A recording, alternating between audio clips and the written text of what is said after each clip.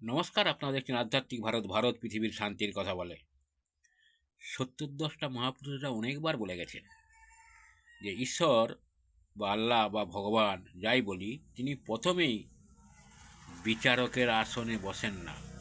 তিনি প্রথমেই আমার মতো, আপনার মতো কোনো মানুষের বিচার করেন না, প্রথমে সতর্ক করেন। যেমন একটা শিশু যদি অন্যায় করে, তাকে শোধরাবার চেষ্টা করে তার বাবা মা, তাকে কি কাছাড় দিয়ে মেরে ফেলে না বিচার করে ফেলে, বিচার করে শাস্তি দেয়? যতবারই সে শিশু অন্যায় করুক না কেন, তাকে কিন্তু বিচারের কাঠগড়ায় আনে না।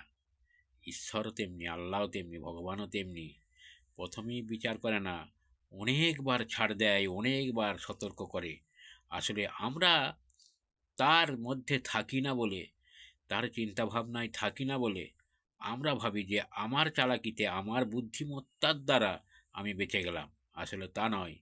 তোমাকে বিপদ থেকে বাঁচিয়েছেন তিনি, সতর্ক করে দিয়েছেন যে দ্বিতীয়বার ওই খারাপ কাজ, ওই বিপদের মুখে তুমি যেন না যাও। অতএব সবসময় আমাদের মনে রাখা উচিত, আল্লাহ, ঈশ্বর, ভগবান কোনোদিন প্রথমেই বিচারও করে না, প্রথমে ছাড় দেয়, কিন্তু ছেড়ে দেয় না। ধন্যবাদ। আজ এই পর্যন্ত। সবাই সুস্থ থাকবেন, ভালো থাকবেন। আধ্যাত্মিক ভারত, ভারত পৃথিবীর শান্তির কথা বলে।